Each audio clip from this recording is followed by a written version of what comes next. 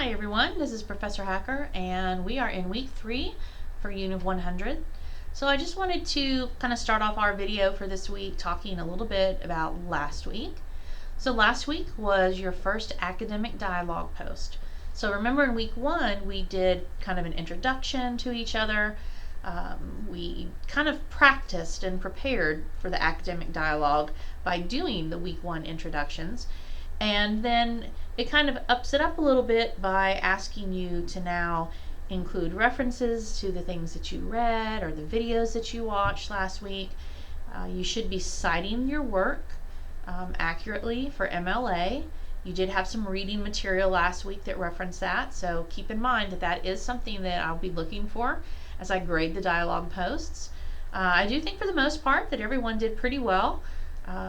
I saw the normal issues that I usually do in the first academic dialogue post, which would be some students still not meeting the deadlines for Thursday, also not really putting enough information in their initial post.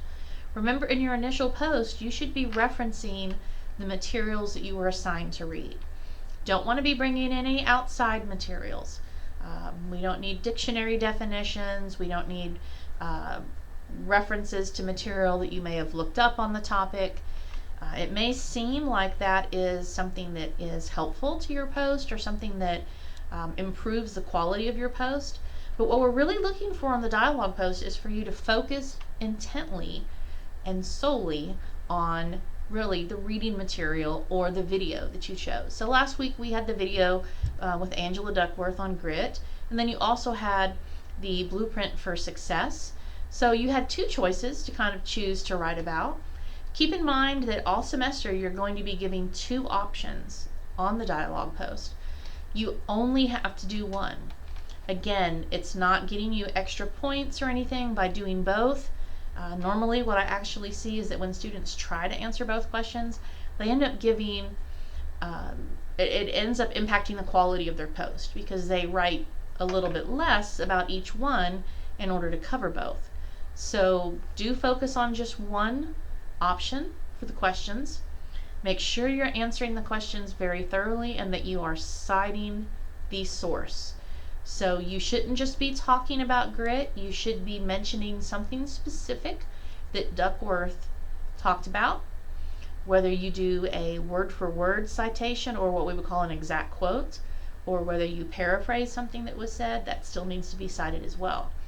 So going forward from week 2, with the information that you were given for supplemental reading, it's understood that you will be doing those MLA citations going forward. So that is something I'm going to be looking for.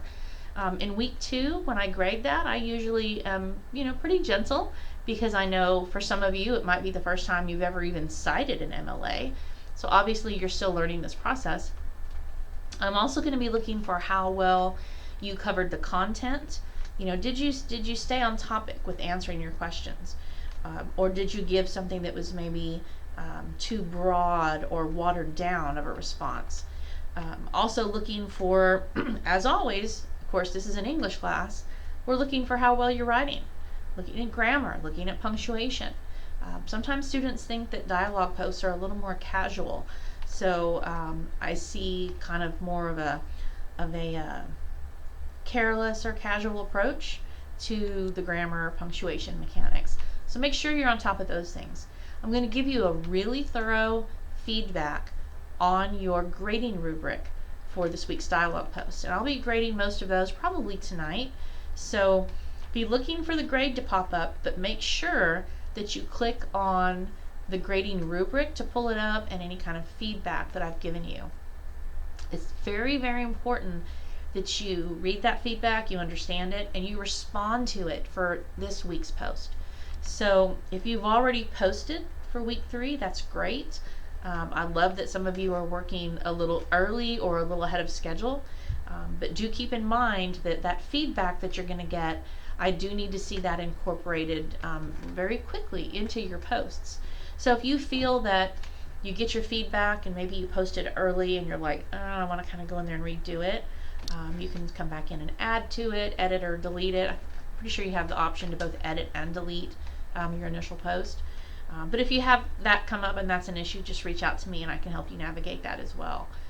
So those are some of the things that I'll be looking for. But again, each of you, you're going to receive a very thorough and individualized feedback going forward from week 2. You will not get maybe as much feedback. I won't repeat the things that I've already pointed out.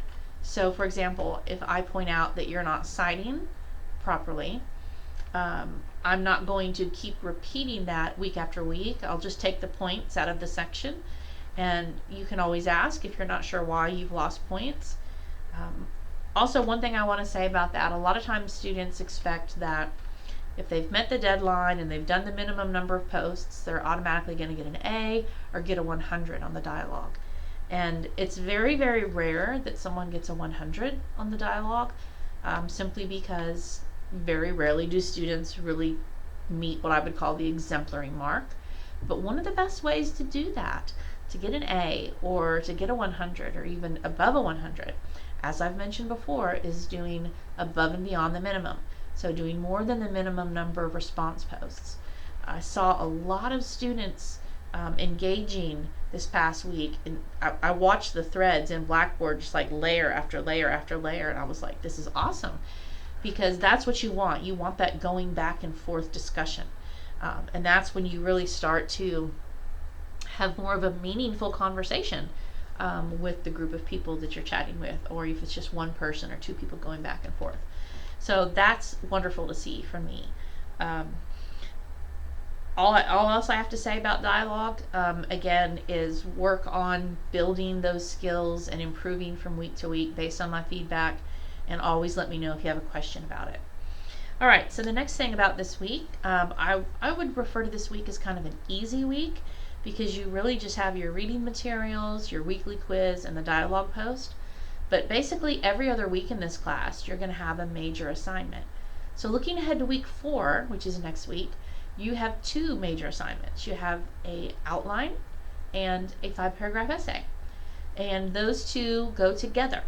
The outline you create is for the essay you will write. And the deadlines for those are kind of tricky. Your outline is due on Thursday, and then your completed essay is due on Sunday.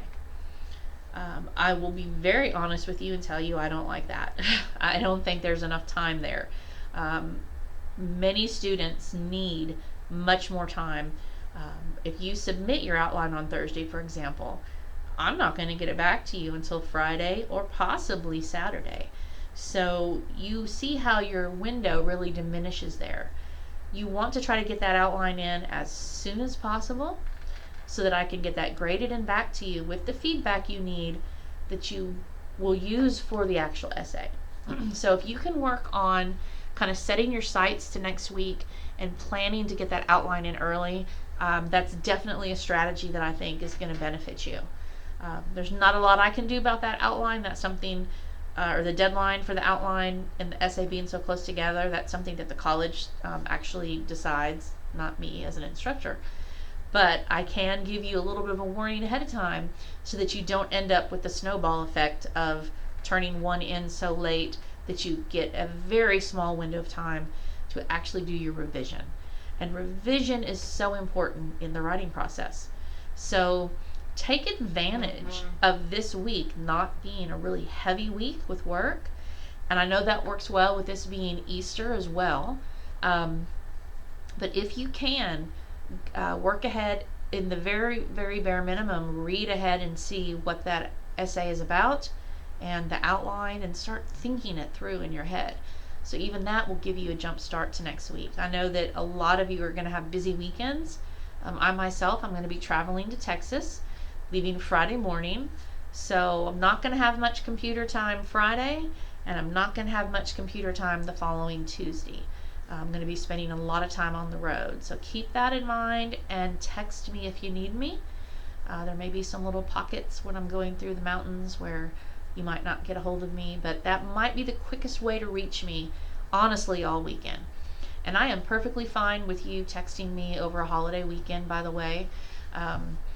That's not going to disturb me at all. So please don't hesitate to reach out if you've got questions. Even if you're just looking ahead to next week and you're trying to get an early start on the writing, I'm more than happy to help you and answer questions or even talk with you through some things on the phone if we need to. But definitely look ahead to week 4 and those materials. All right, and so the last thing that I want to say is just really for you all, I'm just hoping and praying that you have a great Easter holiday this weekend. Hopefully you're getting a little bit of time off from work or school or other obligations, a little bit of time to rest, kind of focus on yourself, maybe kind of catch your breath after the first couple weeks of school. But definitely, I very much encourage you to take that time with family and friends. Hopefully you're able to connect with a good worship or church service this weekend. I am going to be, since I'm traveling, I'm going to be watching the Jesus production from Sight and Sound Theaters. I don't know if any of you have heard about them, but they do live musicals based on Bible stories, and there's like Moses, Esther. The one that they're showing this weekend is Jesus, and they perform this live in Branson, which is fairly close to me, and also in I think Pennsylvania. But for certain holidays, and especially since the pandemic, it seems they have been doing free live broadcasts of these musicals, and also doing like a free all access pass for like the whole weekend. So I think that this Friday is when they might be showing it live, and then you can access it and watch it all weekend as well. So I'm going to share that link for you all. I really enjoy it, and I think it's a great way to maybe share the gospel message with friends or family that might need to hear it as well. So hopefully, again, you have a great time to rest. Spend some time with the Lord this weekend. I pray that each of you are just in a really good place with school and family and trying to find those balances. And keep in mind that I know some of you might be struggling a little bit. It's going to get better, especially if you haven't been in school for a while. You will get the hang of it. You will get into a routine. Just keep pushing forward. All right, I'm going to let you guys go. That was a little longer than I intended to be. I think I covered everything that I needed to. But as always, reach out if you have questions or you need me. And have a blessed weekend, and be safe, please, if you're traveling. Bye-bye.